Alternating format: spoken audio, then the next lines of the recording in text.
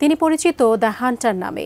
মেহেরপুরের অজপাড়া গায়ের তরুণ মঞ্জুর আলম কোনো কোচ বা প্রশিক্ষণ ছাড়াই নিজের চেষ্টায় নিজেকে গড়ে তুলেছেন পেশাদার মিক্সড মার্শাল আর্ট যোদ্ধা হিসেবে।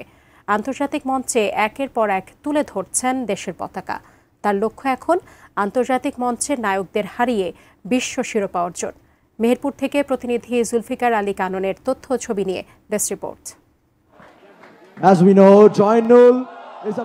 কনর ম্যাকগ্রেগর, খাবির নুরমাগোমেদভের লড়াই ইউটিউবে মুগ্ধ চোখে দেখতেন গাড়াবাড়িয়ার ছেলে মঞ্জুর আলম। কোনো রকম প্রশিক্ষণ ছাড়াই যেখানে সুযোগ পেতেন সেখানেই চলত তার ছায়া অনুশীলন। ইউটিউব দেখে দেখেই শিখেছেন ঘুষি, প্যাচ, আক্রমণ ও আত্মরক্ষার কৌশল। মাত্র কয়েক বছরেই মঞ্জুর জিতেছেন একের পর এক পদক।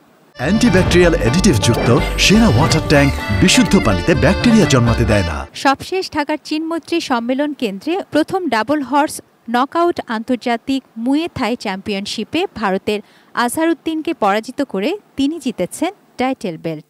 মাত্র ২৪ বছর বয়সে দক্ষিণ এশিয়ার মিক্সড মার্শাল আর্টস MMA অঙ্গনে সবচেয়ে উজ্জ্বল নাম মঞ্জুর আলম। আসলে আমি এটা আবেগ আপ্লুত অবশ্য বলতে গেলে। তো আসলে এই জয়টা শুধুমাত্র আমারই ছিল না, অবশ্যই এটা পুরো দেশের জয় ছিল। আর এটা আমার প্রথম না, এর আগেও আমি 4 বার ভারতের বিপক্ষে জয় অর্জন করি। মঞ্জুর আজ দেশের গর্ব।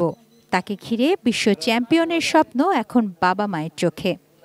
চ্যাম্পিয়ন হয়ে স্বর্ণ মেডেল জয় করেছে এবং ও যেন বিশ্ব রেকর্ড করে অনেক বড় জায়গায় ওঠে, এর জন্য আমি অনেক দোয়া করি।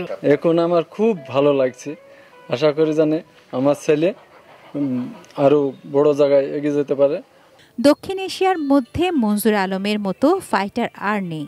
প্রত্যন্ত গ্রামে বেড়ে ওঠা একজন তরুণ, তার সাফল্য ও অর্জনে গর্বিত জেলাবাসী।